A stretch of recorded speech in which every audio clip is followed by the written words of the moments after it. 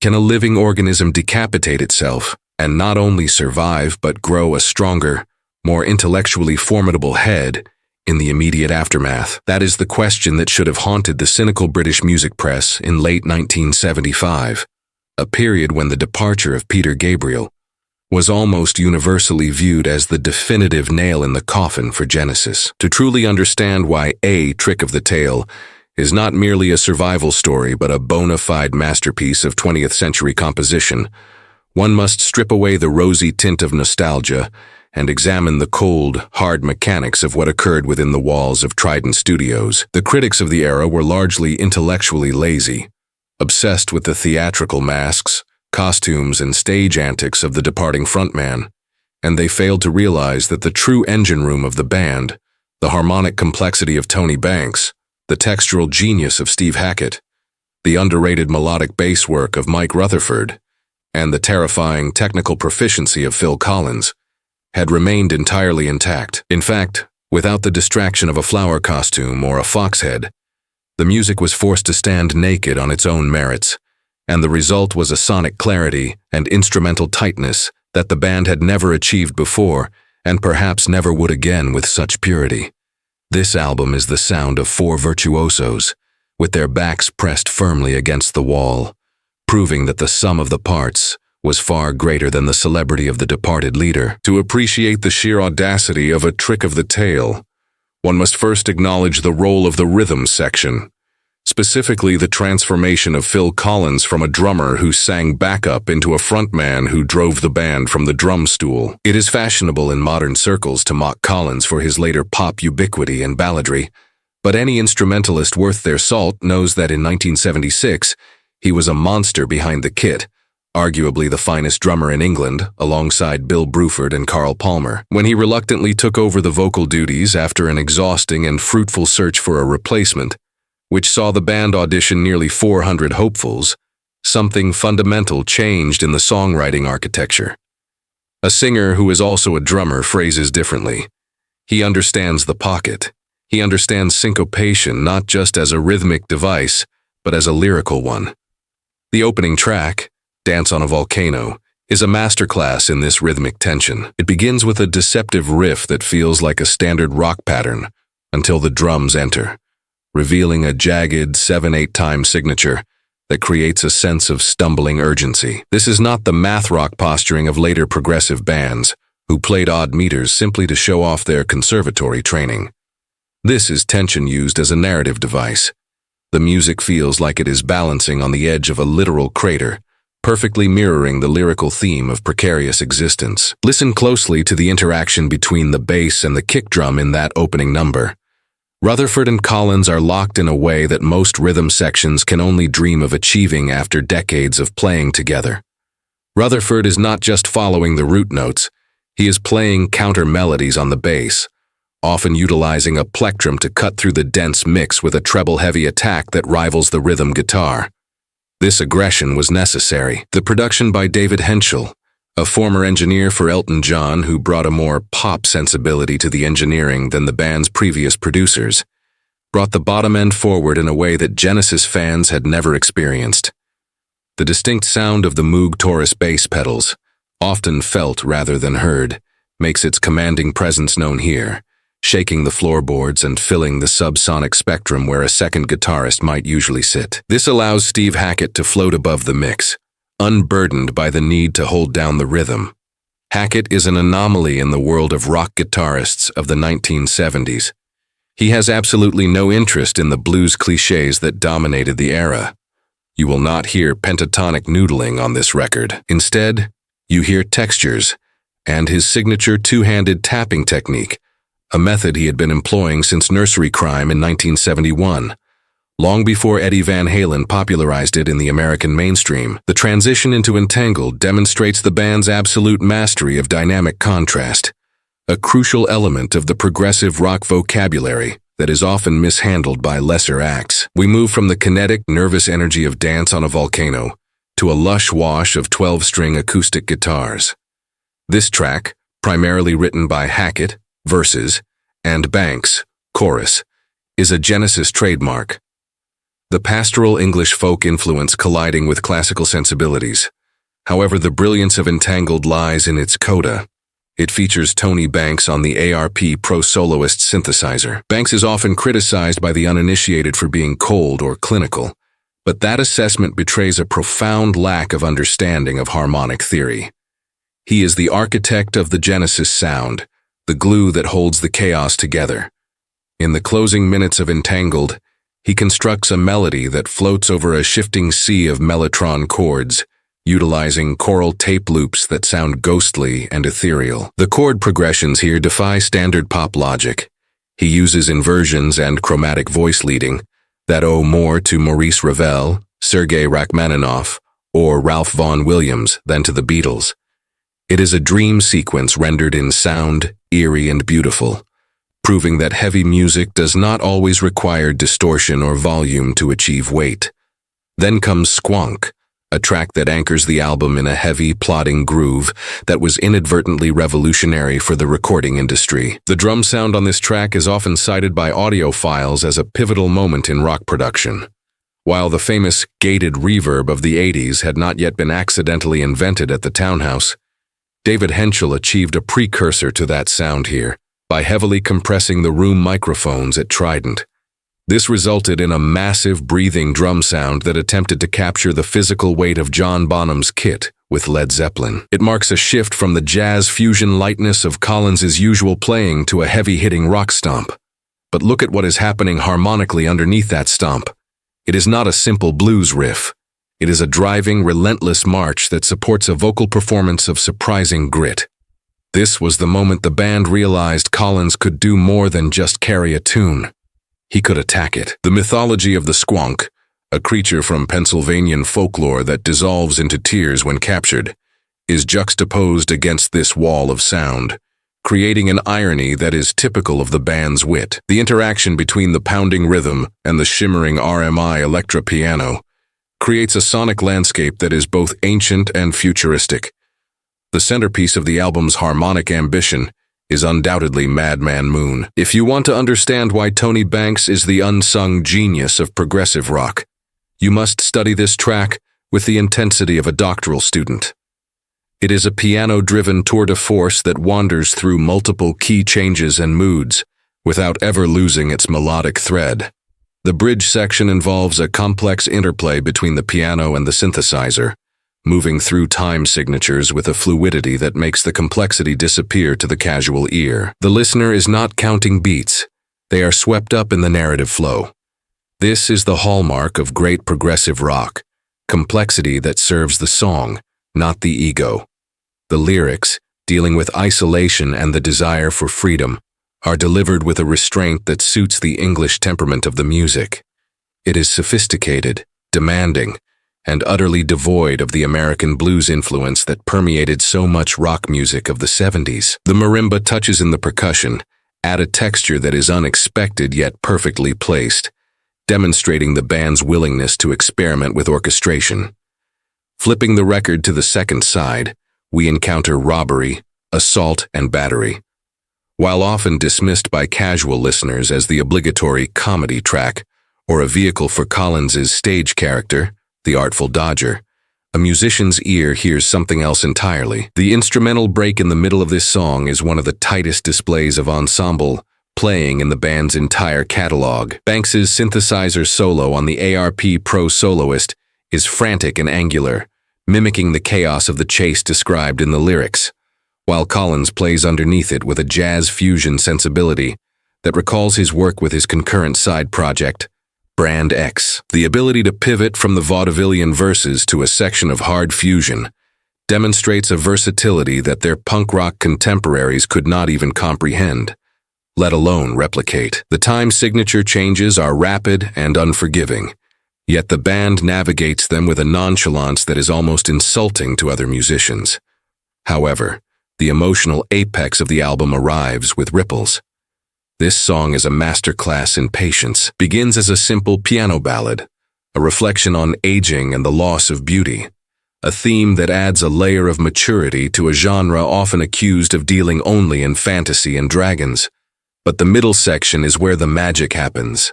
Steve Hackett plays a guitar line of searing beauty, using a volume pedal and delay to swell the notes, making the electric guitar sound like a woodwind instrument or a distant siren. This interacts with Banks's piano in a long, instrumental passage that feels like a gently flowing river. There is no hurry here. The band allows the music to breathe, to expand and contract naturally.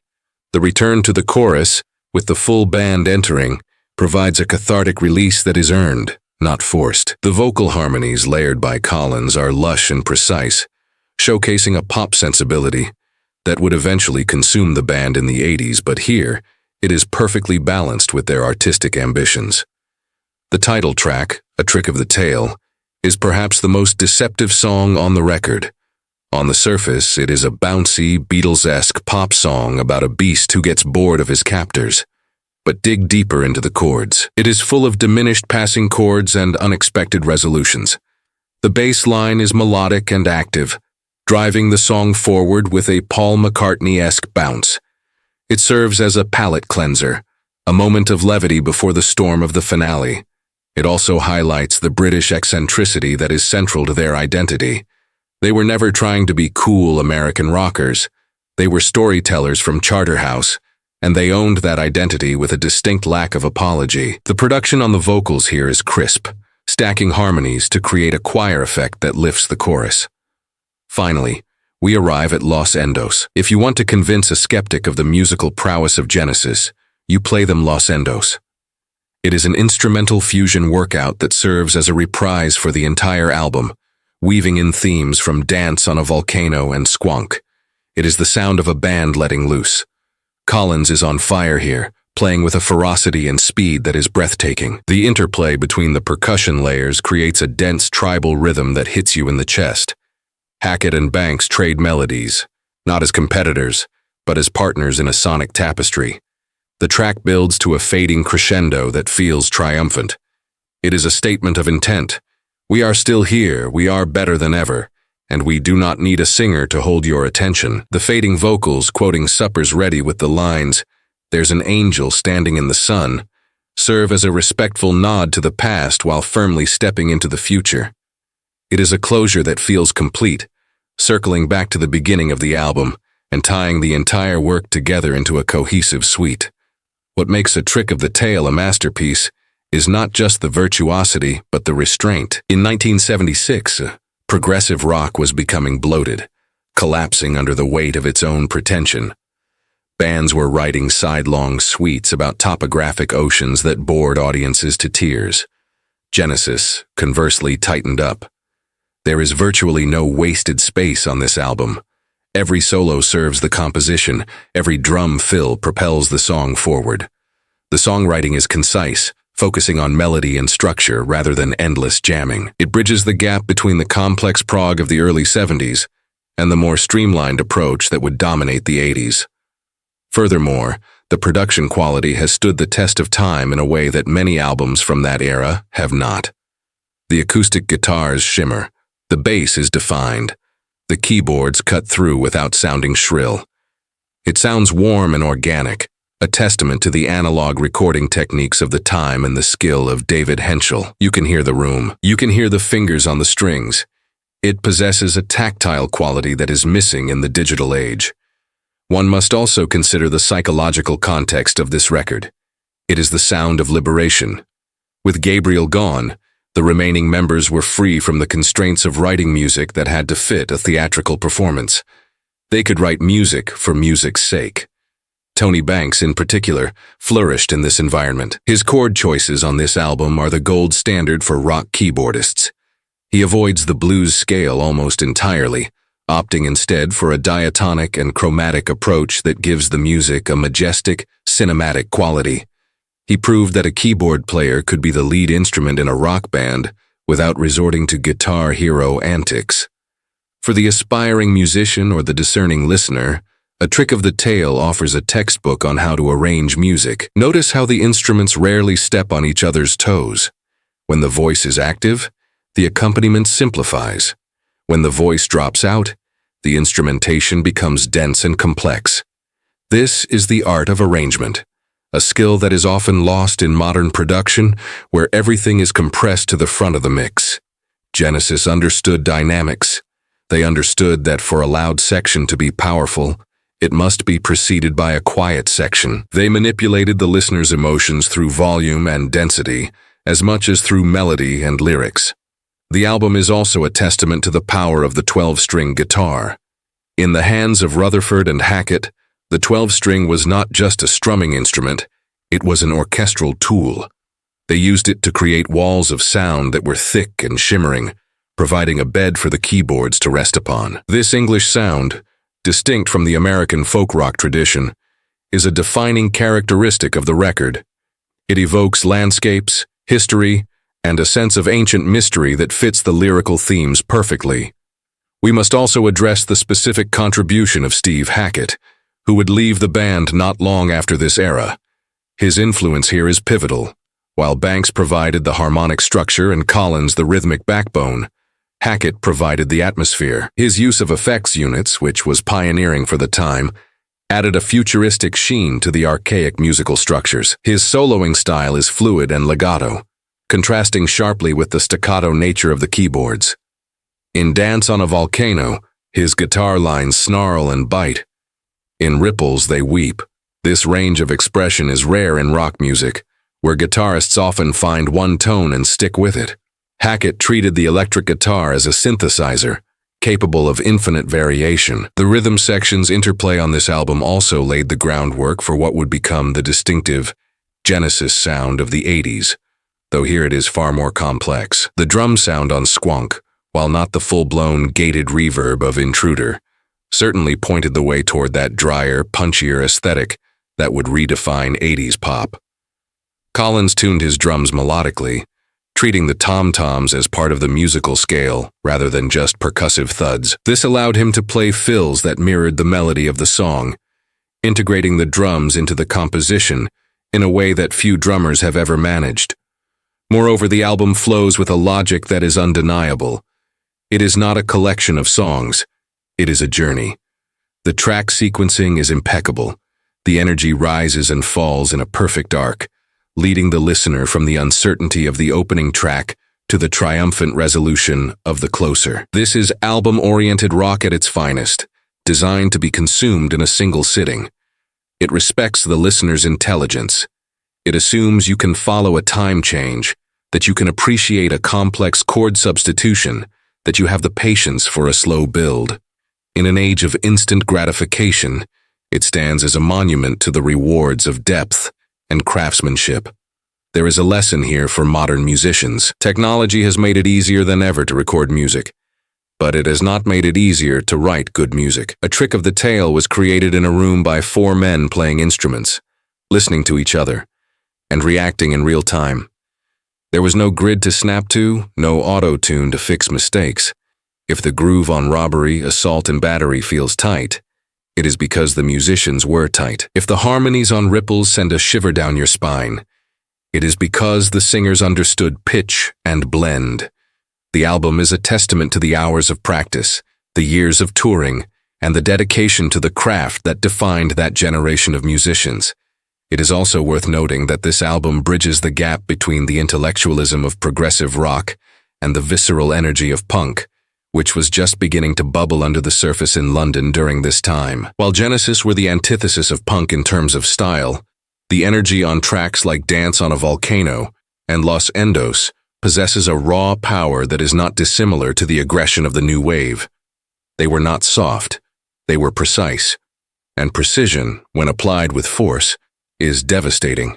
The refusal to compromise their musical standards in the face of a changing musical landscape is what saved them. They did not try to be a disco band. They did not try to be a punk band. They doubled down on being Genesis, and in doing so, they created the purest distillation of their sound. The lyrical content, while often overlooked in favor of the music, also deserves credit. The lyrics on A Trick of the Tail move away from the obscure mythology of the lamb lies down on Broadway, and towards more relatable, albeit still fantastical, themes. Entangled deals with the terror of illness and the fragility of the mind. Ripples deals with the universal fear of aging. Even the fantasy elements in Squonk and Dance on a Volcano serve as metaphors for human struggles. This grounded the music, giving the audience an emotional entry point into the complex arrangements. Collins's delivery, less theatrical than Gabriel's but more vulnerable, sold these themes with conviction. In the final analysis, A Trick of the Tail stands as a rebuke to the idea that a band is defined by its frontman. It is a victory of musicality over personality. It proves that when you have a foundation of incredible songwriting and world-class musicianship, you can weather any storm. It is a masterpiece not because it changed the world, but because it saved a band and, in the process, gave the world 45 minutes of perfect music. It is complex without being confusing, emotional without being maudlin, and technical without being sterile. It is the gold standard of progressive rock, a genre that is often mocked but rarely understood. For those willing to listen, really listen, it offers a richness that reveals new details with every spin. It is a reminder that in the disposable world of pop culture, true craftsmanship is the only thing that lasts. It is the sound of four men staring into the abyss of irrelevance and playing their way out of it, note by glorious note. It is, quite simply, the sound of Genesis reborn, not as a ghost of its former self, but as a new and terrible beauty.